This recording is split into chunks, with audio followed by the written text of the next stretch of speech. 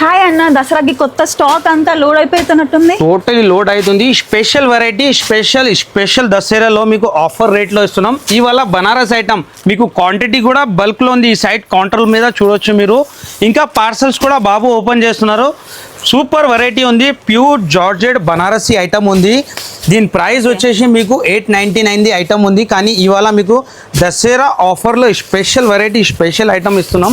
ఇలాంటి మీకు రిచ్ పళ్ళు ఉంటుంది. వెరైటీ మాత్రం చాలా సూపర్గా రిచ్ పళ్ళు.